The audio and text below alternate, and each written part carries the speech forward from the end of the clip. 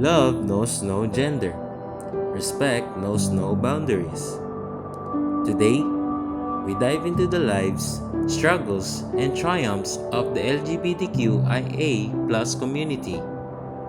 Welcome to our documentary, Colors of Pride.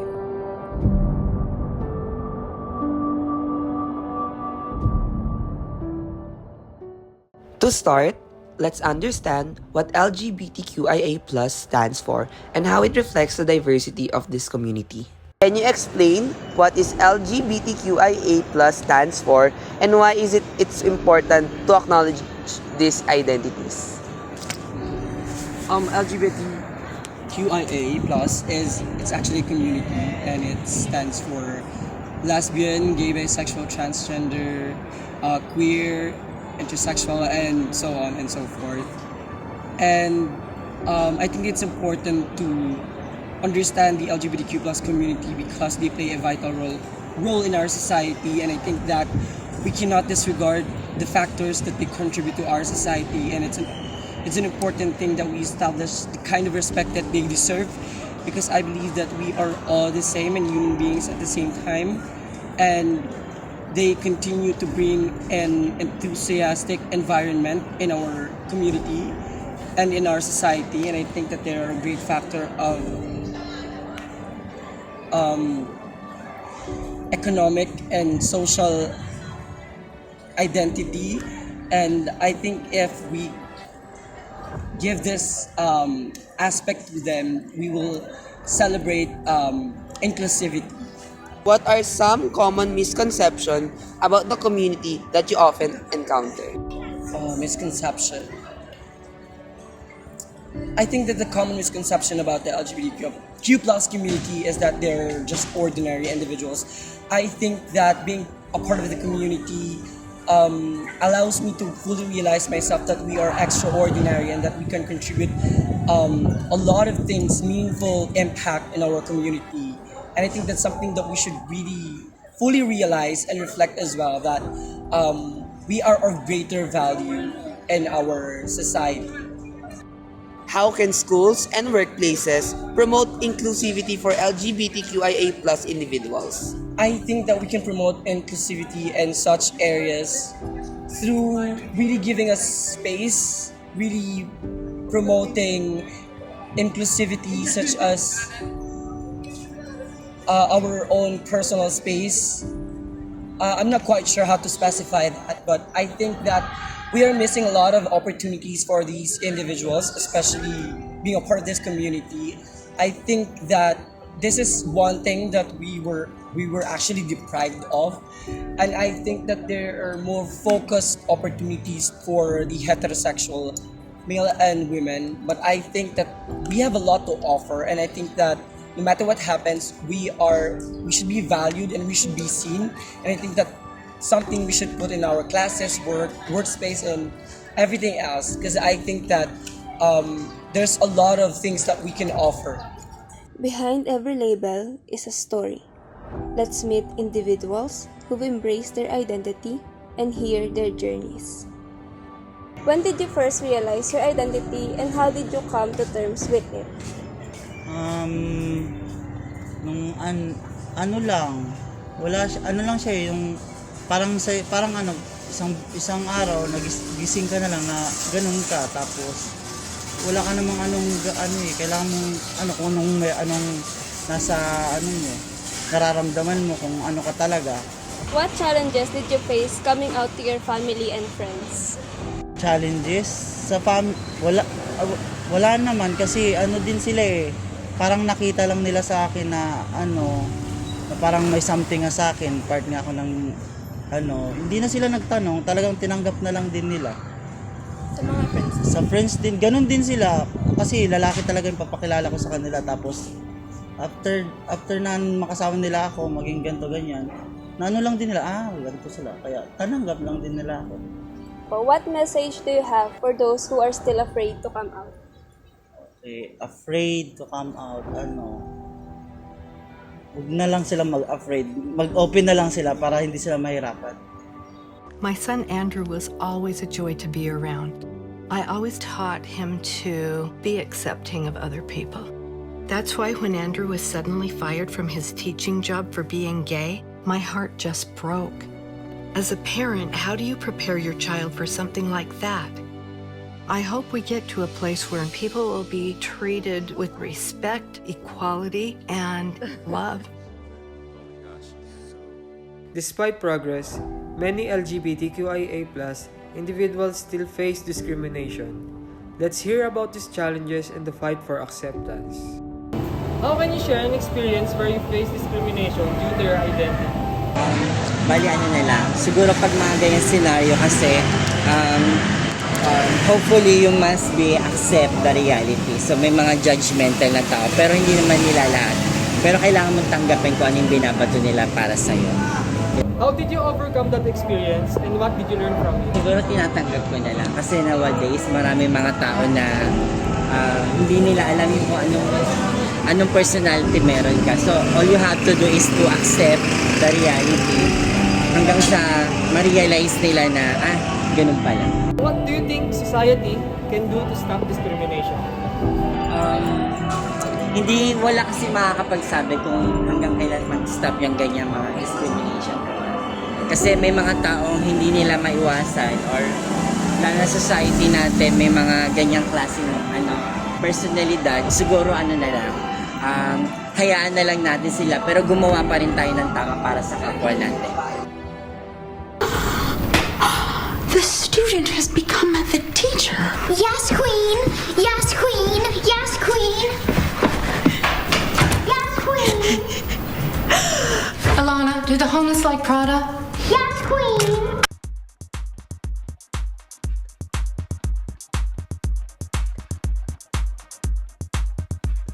For me, it's just kind of validation. If we start normalizing it, it's going to become easier. It gets better.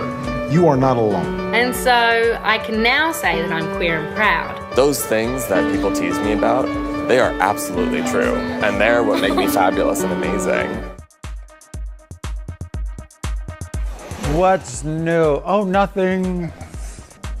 We've had the internet develop where you can actually see other people who are going through the same struggle you're going through. You can communicate with them and you find out that you're not alone. You look at some of the people, the pioneers in trying to get the message out, Laverne Cox, Janet Mock, Gina Rosaro, people like that, Carmen Carrera, they made it easier for me. Representation matters. Let's explore how LGBTQ individuals are portrayed in media and pop culture. How has LGBTQ representation in media evolved over the years? Since bata pa ako, nanonood na ako ng mga love stories, lalo na high school ako, college ako. Siguro mas okay na ngayon kumpara noon kasi dati puro lang talaga love stories eh. Ngayon meron na silang certain issues like about sa pagtanggap sa family, being out, kung ano yung feeling nung nasa closet. Ang dami talaga, nag-evolve na talaga siya. Pati HIV awareness, mga ganon. So, ayun talaga. Maganda kasi marami ng mga, choices. Why is it important to have diverse and accurate portrayals of the community? For me, sobrang importante nun kasi nire-represent namin yung hindi lang sarili namin kundi yung buong community. So nakaka-inspire yun sa lahat sa amin. So minsan medyo nakakasad din if may times na kumukuha sila ng non-part ng LGBTQIA to play a certain role na hindi naman nila naiintindihan. Kasi hindi naman sila part ng spectrum hindi sila part ng community Pero hindi ko naman sila masisisi kasi trabaho pa rin naman nila yan. What are some shows or movies that you think represent the community well? For me, ang pinakagusto ko na nag-represent ng community namin very well na show is Pose. Series siya sa Netflix.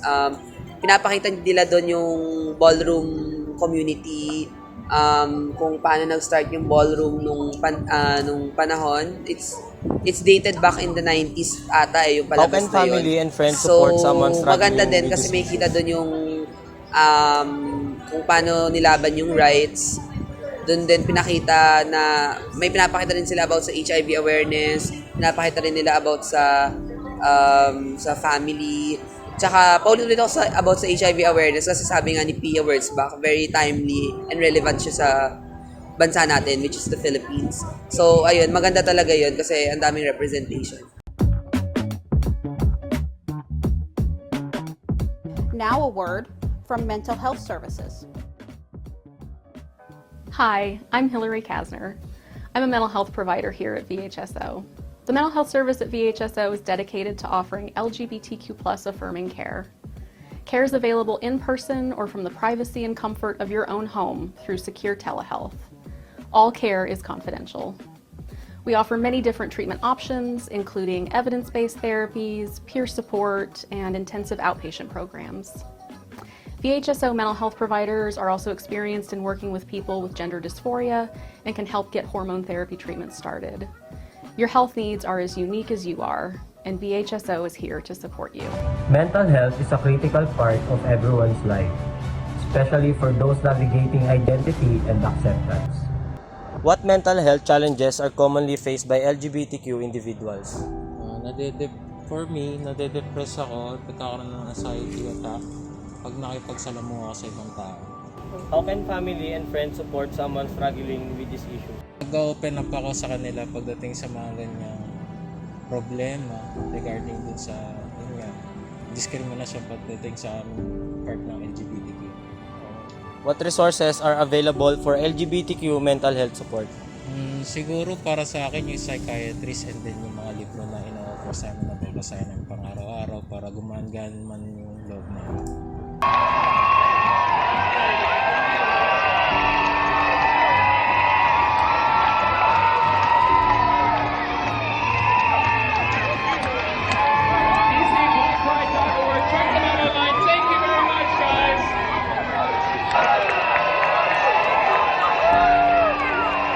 Here she comes, everyone. One of my favorites, Muriel. Madam Mayor, how are you?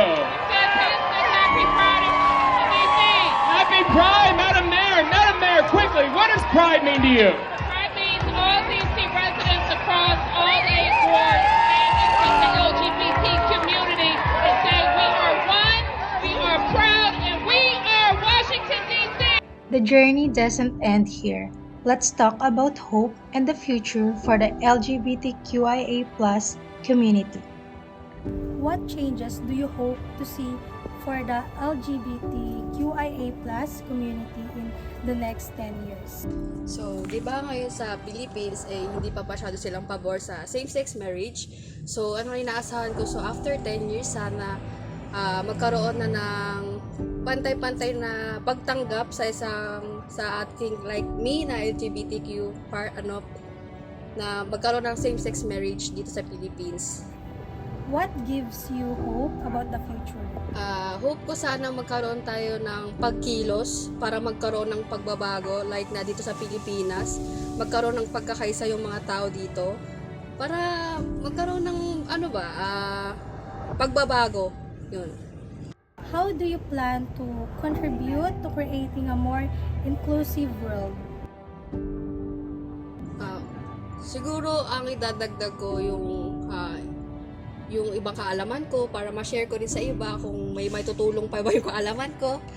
At sana yung ibang tao ay i-share nila yung knowledge nila para umunlad at may improvement dito sa Pilipinas. Yan, Pilipinas or sa LGBTQ.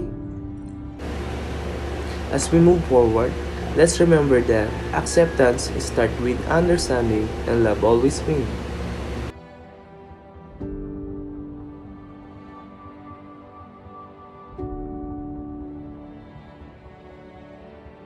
Understanding identity is the first step to empathy. Behind every story, there's courage and strength. Together, we can break barriers and fight discrimination. Representation matters. It reflects reality and shapes the future. Let's prioritize mental health and well-being for everyone. The future is bright, colorful, and filled with pride.